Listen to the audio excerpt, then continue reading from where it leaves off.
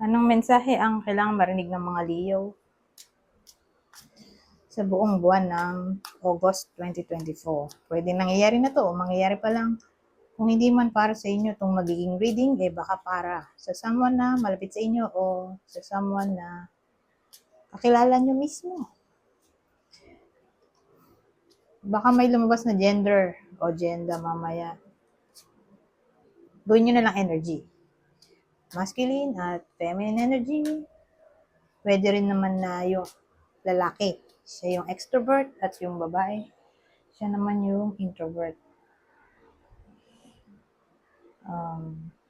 Ang huli, pwede rin naman na wag nyo nang pansinin yung gender as long as tama naman yung reading sa sitwasyon nyo. Ganun na nga lang. Wag nyo nang pansinin ang gender.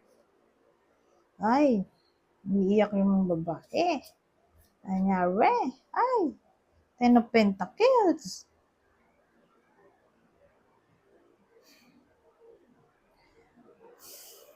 Either nangyayari na to o mangyayari pa lang. Separation reading na kasi to. Lalo't kasal, pamilyado kasal, o kasal lang. Pag ganitong klaseng combination, biyak yung babae. Separation na to.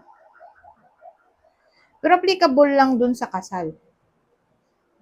Pamilyado, kasal, o kasal lang, walang pamilyado, basta kasal. Hindi to applicable dun sa nagli-live-in, saka dun sa pamilyado pero hindi kasal. Hindi sila kasama. Basta applicable lang to dun sa kasal. Regardless kung pamilyado o hindi, basta kasal. Dun ko lang siya pwedeng masabi na posible to. Separation, ano kayang pwedeng pinagugatan, di ba? Cause, anong pwedeng cause? Kasi kung nangyayari na to, ganito pa rin yung energy sa buong buwan ng August. Sabihin natin matagal nang hiwalay. August, may pagbabago ba? Wala. O sabihin natin July lang naghiwalay. Magkakabalikan ba ng August? Hindi. Sad to say. Pero kung hindi pa nangyayari, ganun nga. Doon lang siya tatama sa kasal. Regardless kung pamilyado o hindi, basta kasal. Doon sa kasal lang. Ano kayang possible cause? Possible cause strength. Ano yun?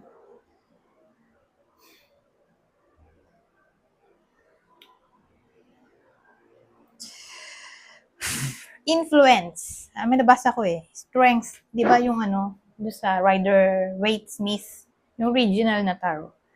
May lion doon, di ba? Saka yung babae na pinapahamon niya yung lion. So, card siya ng influence in a way na may kakayahan yung tao na paamuhin yung hayop. Kaya influence. Baka influence ng ibang tao. Dahil pamilyado dito, baka mata pobre yung magulang, pwede rin. O nakakainis yung mga kapatid ng isa sa dalawang to. Pero kasi, kung magbabase tayo sa picture, yung babae yung umiiyak. So, ibig sabihin, manggagaling yung influence dun sa lalaking side. Baka third party sa side ng lalaki. Hindi literal na lover, kundi third party in a way na magulang. Yung involved. Na pwedeng, yun nga, hadlang sa relasyon ng mga to. Magulang ng lalaki.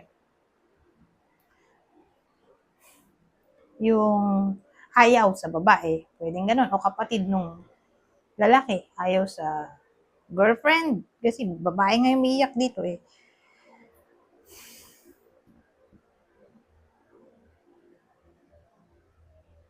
O friend. Basta ibang tao maliban sa lover. Okay? Wala ditong cheating.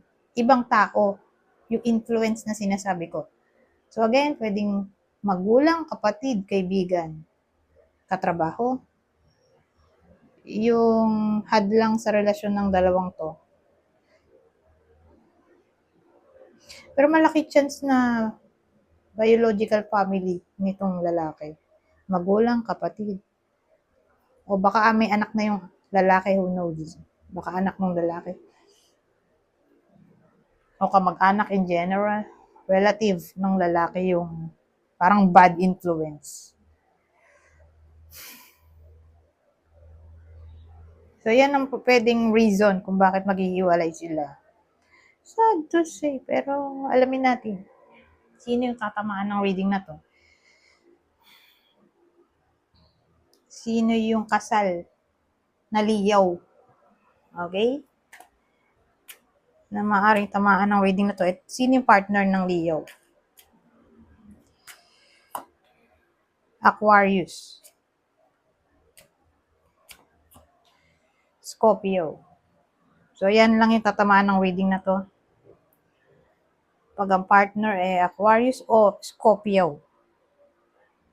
Dito lang to pwedeng mangyari. Kung kasal, ha? Anyways, punta tayo dito. Sa isa pang deck. Ito naman dito sa deck na to, love message yung makukuha natin. Okay? Anong love message ng person ng iba sa inyo? I don't trust easily, but with you, I feel so safe and accepted. Hindi ako nagtitiwala. Hindi ako madaling magtiwala. Pero sa'yo, pakiramdam ko safe at accepted ako. Ang hirap naman Tagalog. O, basta gano'n. Sa'yo, pakiramdam ko ligtas at tanggap ako. Ayan. Yun yung translation. Anyways, kanino kaya ang partner ng Leo? Maaring manggaling tong mensaheng to.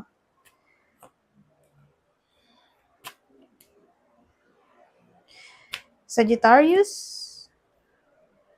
Sagittarius Pisces.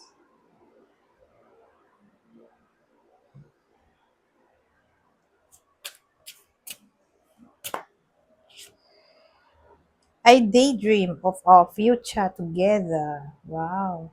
So, whether kasal o hindi, parang yung partner, palaging nag-iisip tungkol sa kanilang hinaharap na magkasama. Ganun ang dating. Kumbaga, whether kasal o hindi, basta in relationship, yung partner dito para bang futuristic. Yun ang maganda kasi hanggang future, iniisip niya palagi, nakasama niya pa rin yung person niya, di ba?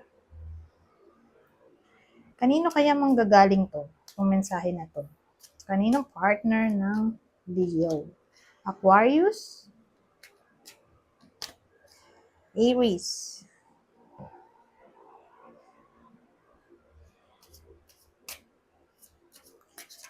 So, ano pang positibong mensahe ang maaaring makuha dito para sa iba sa inyo? With current partner to o nanliligaw? Anyways, anong sabi dito? I know how strong you are, yet I feel so protective over you. Alam ko kung gaano ka katapang. Ganun pa man, pakiramdam ko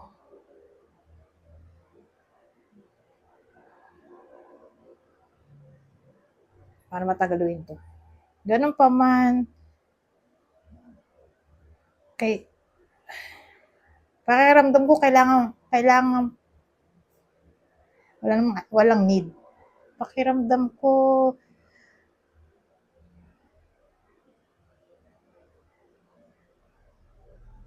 napaka protektado ko sa iyo. Mahirap naman tagal. Ulitin ko. Alam ko kung gaano ka katapang.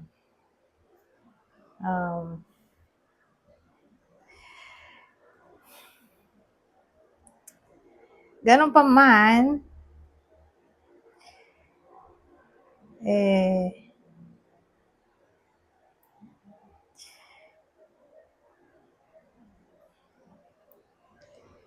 napaka-protektado ko. Pakiramdam ko, napaka-protektado ko sa'yo. O gusto niya siguro maging protective. So, iba sa inyo, okay? Ang hirap naman kasi Tagalog. Anyways, kanina po pwede manggaling tong mensahe na to. Pisces, Cancer.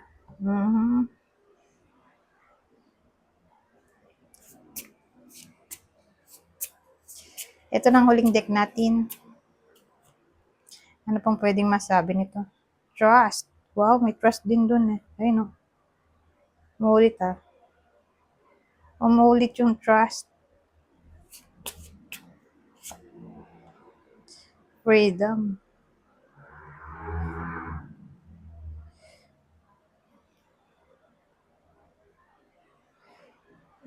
Feeling ko konektado to dito. Sabi dito, I don't trust easily. But with you, I feel so safe and accepted. Dear, trust, pause, freedom.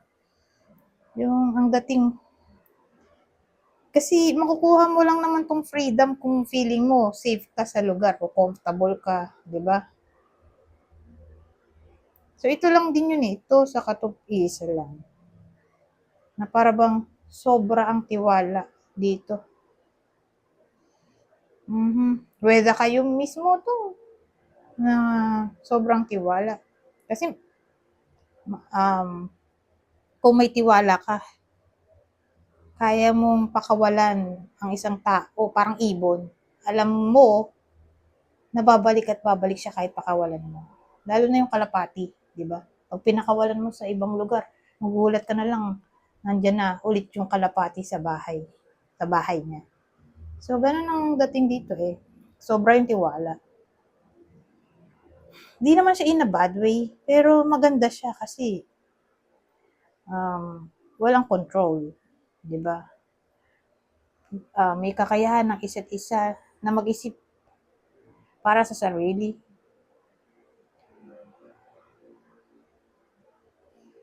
Kasi nga may tiwala sila sa isa't isa.